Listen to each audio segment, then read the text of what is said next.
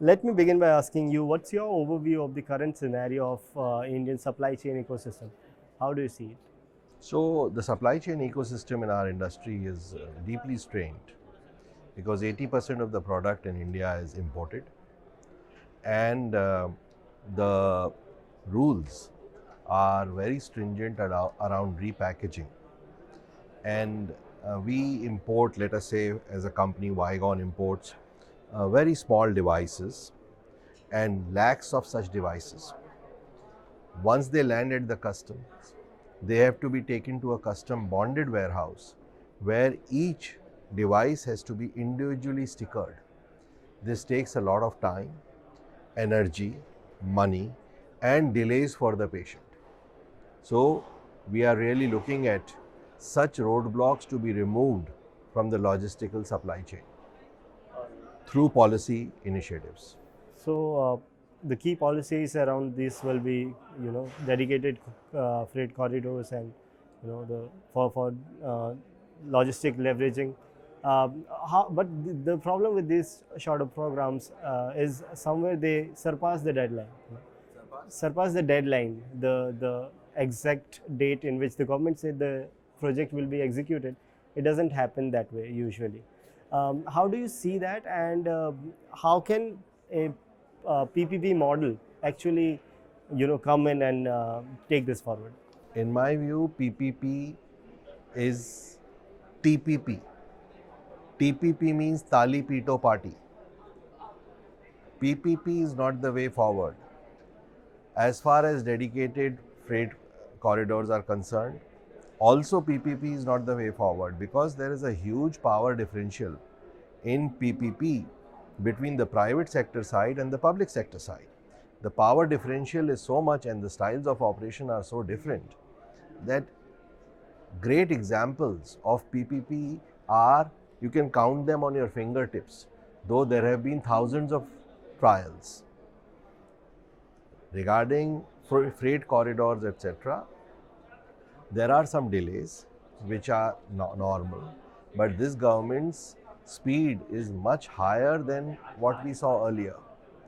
So, better project management can improve the timeliness of the project. Having said that, these kind of problems which are there are because of multiplicity of regulations coming from different the government departments. So the medical device sector or medical technology sector should be governed only by one or maximum two departments like CDSU, because you have an overlapping legal metrology department also, an overlapping BIS department also. There is multiplicity of command, there are turf issues, and there is duplication of work, which leads to time delays and lot of red tape. One example I just shared with you is the stickering example, which it's really stalling our progress. All right, all right. So reducing the duplicacy, and that can leverage the outcome. Any problems do you see right now in the ecosystem which needs to be addressed when it comes to, leveraging the or making the supply chain more efficient? Any tech intervention around that? How do you the entire dataization part? So as far as efficiency of the supply chain is concerned, if we bring down tariff barriers, then the efficiency goes up, because tariff barriers are artificial inflation of the goods which ultimately the customer has to pay. Now medical devices are very small products. Many of them can be just imported in a big bag.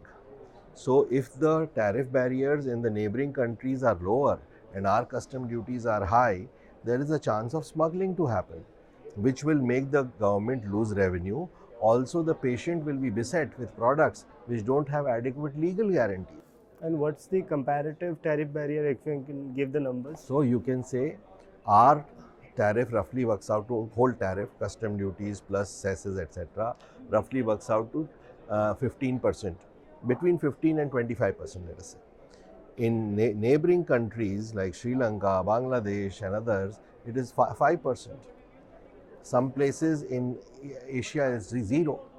So we have to be conscious of that.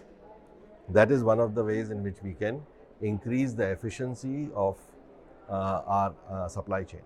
So, just wanted to clarify. So, even with respect to the tariff exemptions or the PLI schemes and all, don't they favor the sunrising sectors or MSMEs for that matter, or is it throughout the entire sector it's the same? No, Or does it PLI favor? schemes are good. Everybody cannot take advantage of PLI scheme. All the products which the customer needs in the healthcare sector today cannot be manufactured in India because there is different level of engineering complexity in different products. The products which have less engineering complexity and for which there is already an ecosystem of ancillary industries can be made in India. Others will take a long time to get made in India. So the PLIs etc. will be taken up more by that kind of companies, which is a good thing. PLI is a good thing. Having said that, it is not a panacea. We have to make sure that we are welcoming of technologies. We do not make the technologies too expensive. We have the right logistical, let me say, fast tracks for medical devices. Oh, so when it comes to medical devices, what's the dependency right now? I think it's around 70%. Yeah, 70%, 80% for critical care device. Is there any progress that has been made from the domestic level, especially from the Lot of progress. funding point of view also? Because R&D, all those things require a lot of funding, and GDP in terms of R&D, India doesn't have that much high GDP allocation. Whereas in the West, in America, it is 5 to 10%. In India, it's maybe 1-2% of the for the R&D. So, lot of investment is coming. Most of the investment is still coming from multinationals. More than 70% of the investment which is coming in manufacturing or R&D is coming from multinationals. Domestic companies are also gearing up. So the investment scenario is, I would say, very positive. And I think we have a good case for offshoring to India from China. And I hope it will happen. Okay, so just last question. If you were to, the hub for medical device manufacturing in India, because for a place to be a hub, there needs to be support from the government, be it in subsidies or land acquisition, all those things weigh in.